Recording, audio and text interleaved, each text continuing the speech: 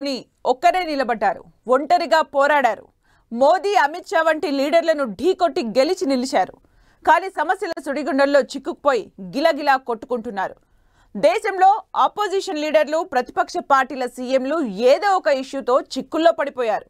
దీదీ నుంచి స్టాలిన్ వరకు, కేజ్రీవాల్ నుంచి హేమంత్ సోరెన్ వరకు ప్రతిపక్ష నేతలందరికీ చికాకులు తప్పడం లేదు. గతమంతా ఓ లెక్క, ఇప్పుడు ఇంకో లెక్క అన్నట్లుగా ఉంది పరిస్థితి. ఏళ్ల తరబడి రాజకీయ అనుభవం ఉన్నా ఇప్పుడు వచ్చిన ఇబ్బందులు ఆ నేతలకు తలనొప్పిగా మారాయి. ఏ రాష్ట్రంలో ఏ నేత సమస్యల్లో చిక్కుకున్నారు, ఏ రాష్ట్రాల్లో సమస్యలేంటి?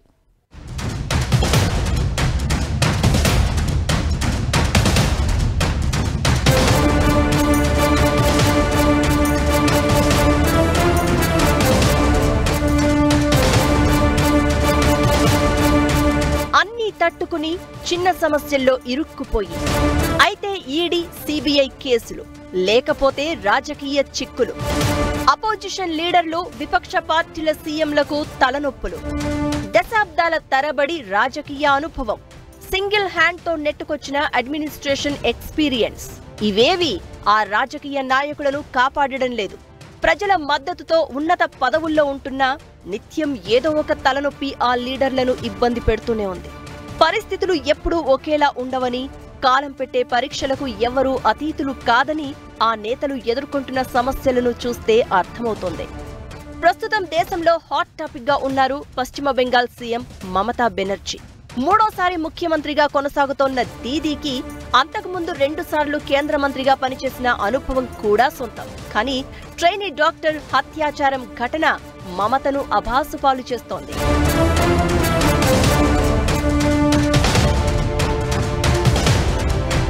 ఓవైపు సిబిఐ ఎంక్వైరీ, మరోవైపు విద్యార్థుల ఆందోళనలు, ప్రజల నుంచి వస్తున్న ఒత్తిడి, అపోజిషన్ నుంచి పొలిటికల్ ప్రెజర్ ఆమెను ఉక్కిరిబిక్కిరి చేస్తున్నాయి.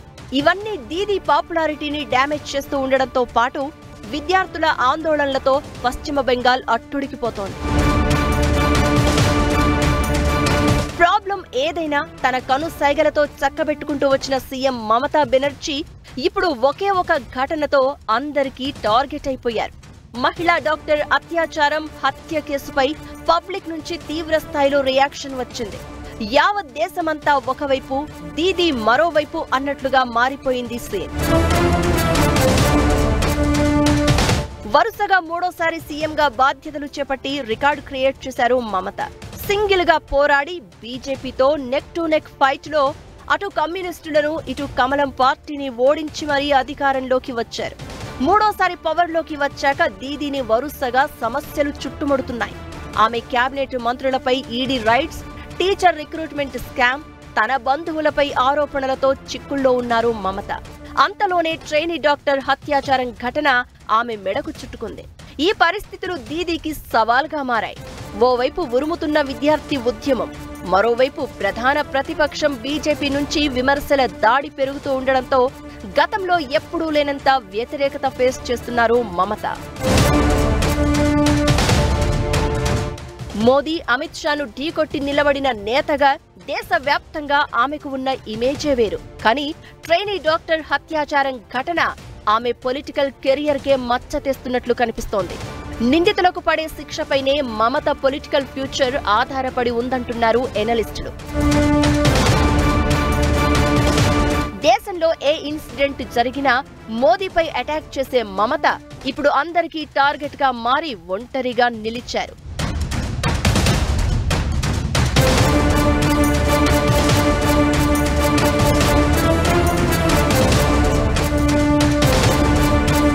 ఇక లేటెస్ట్ గా కర్ణాటక సీఎం సిద్ధరామయ్యపై వచ్చిన ఆరోపణలు అయితే చాలా ఇంట్రెస్టింగ్.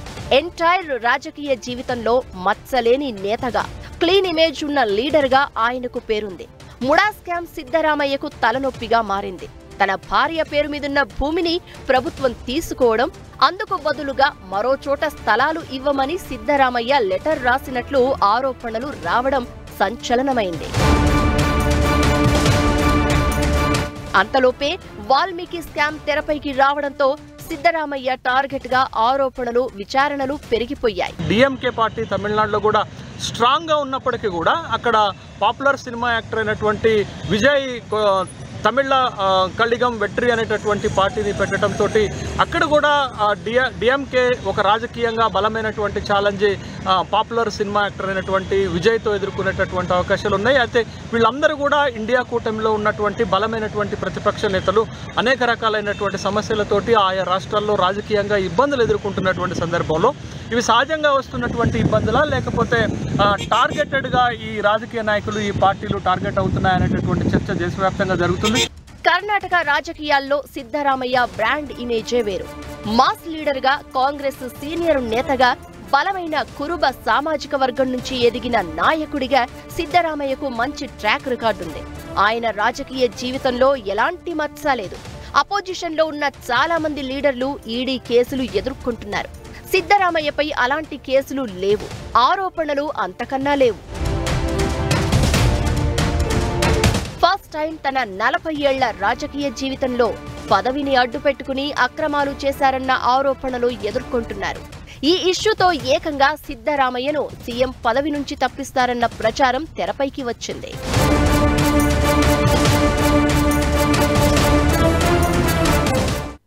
అయితే ఈడీ సిబిఐ కేసులు, లేకపోతే రాజకీయ ఒత్తిళ్లు, దేశంలో పేరున్న ప్రాంతీయ పార్టీల నేతల్ని ఏదో ఒక పరేషాన్ వెంటాడుతోంది. 5 రాష్ట్రాల సీఎంలు, 7-8 పార్టీల నేతలు చిక్కుల్లో ఉన్నారు. అయినా అన్నింటినీ తట్టుకుని ఒంటరిగా పోరాడి నిలిచేందుకు ప్రయత్నిస్తున్నారు. కలసి రాని పరిస్థితులు కొన్నైతే చేజేతులా కొని తెచ్చుకున్న సమస్యలు నేతలను ఇబ్బంది పెడుతున్నాయి. కేజ్రీవాల్కు బెయిల్ వచ్చే పరిస్థితి ఉందా? స్టాలిన్కు చికాకులు తప్పవా? హేమంత్ సోరెన్ సేఫేనా? శరద్ పవార్, ఉద్ధవ్ ఠాక్రే సిచ్యువేషన్ ఏంటి?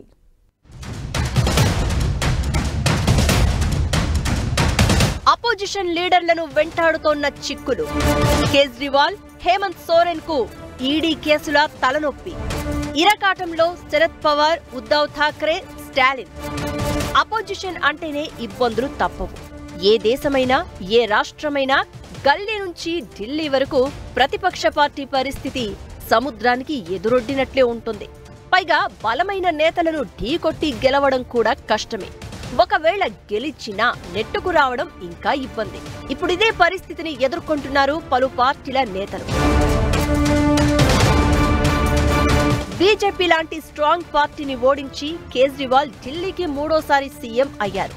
థర్డ్ టైం ముఖ్యమంత్రి పదవి చేపట్టాక ఆయనను సమస్యలు చుట్టుముట్టాయి. Liquor scam case Aam Aadmi పార్టీని సంక్షోభంలో పడేసింది. సీఎం కేజ్రీవాల్ తో పాటు ఉప ముఖ్యమంత్రి మనీష్ సిసోడియా, ఎంపీ సంజయ్ సింగ్ జైలుకు వెళ్లారు. కేజ్రీవాల్ ఇంకా జైలులోనే ఉన్నారు. మరో మంత్రి సత్యేంద్ర జైన్ ఇంకో కేసులో జైలుకు వెళ్లి వచ్చారు. ఇలా ఆమ్ ఆద్మీ పార్టీ టాప్ లీడర్లంతా కేసులు ఎదుర్కొంటున్నారు. అవినీతి రహిత పాలన పేరుతో ఏర్పాటైన ఆప్ పార్టీ కరప్షన్ అలిగేషన్స్ తో రౌండప్ అయిపోయింది. వచ్చే ఏడాది స్టార్టింగ్ లో ఢిల్లీ అసెంబ్లీకి ఎన్నికలు జరగనున్నాయి. అప్పటి వరకు కేజ్రీవాల్ బయటకి వస్తారా లేదా అన్నది అనుమానంగా ఉంది. జార్ఖండ్ సీఎం హేమంత్ సోరెన్ ను ఈడీ కేసులు వెంటాడుతున్నాయి. ఇప్పటికే మనీ లాండరింగ్ కేసులో జైలుకెళ్లి వచ్చారు. జైలుకు వెళ్లే ముందు చంపై సోరెన్ ను సీఎం చేశారు హేమంత్ సోరెన్. బెయిల్ పై వచ్చాక మళ్లీ సీఎంగా బాధ్యతలు చేపట్టడంతో నొచ్చుకున్న చంపై సోరెన్ ఏకంగా జేఎంఎం పార్టీకి రిజైన్ చేసి బీజేపీతో టచ్ లోకి వెళ్లిపోయారు.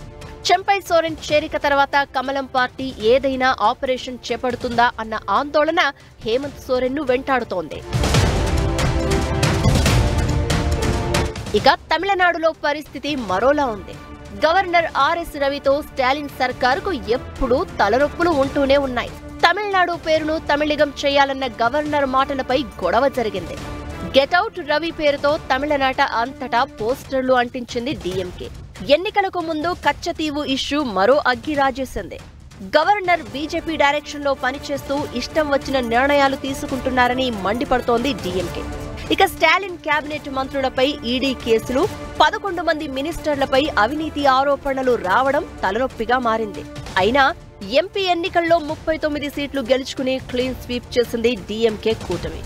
ఎన్ని ఇబ్బందులు, ఒత్తిళ్లు ఉన్నా కాంగ్రెస్ తో కలిసి నడుస్తూ బీజేపీని ఢీ కొడుతూనే ఉన్నారు స్టాలిన్. ఇక మహారాష్ట్రలో ఎన్సీపీ పార్టీ రెండుగా చీలిపోయింది. శివసేన రెండుగా విడిపోయింది. ఆ రెండు పార్టీలు ఇప్పుడు రాబోయే ఎన్నికల్లో సత్తా చాటి ప్రభుత్వాన్ని ఏర్పాటు చేయాలనే కసితో ఉన్నాయి. ఇక తెలంగాణలో మొన్నటి వరకు అధికారంలో ఉన్న బీఆర్ఎస్ ను ఈడీ కేసులు వెంటాడుతున్నాయి. బీఆర్ఎస్ ఎమ్మెల్సీ కవిత లిక్కర్ కేసులో జైలుకు వెళ్లి వచ్చారు. పలువురు గులాబీ పార్టీ నేతలపై కూడా ఆరోపణలు ఉన్నాయి. దేశంలో ప్రాంతీయ పార్టీలు, విపక్ష పార్టీల సీఎంలను ఎప్పుడూ ఏదో ఒక సమస్య వెంటాడుతూనే ఉంది. వెస్ట్ బెంగాల్ సీఎం మమతా బెనర్జీ, కర్ణాటక సీఎం సిద్ధరామయ్యను అయితే ఉన్న పళంగా సమస్యలు చుట్టుముట్టాయి. ఇప్పటి విపత్కర పరిస్థితుల నుంచి బయటపడడం ఆ ఇద్దరు నేతలకు సవాల్గా మారింది.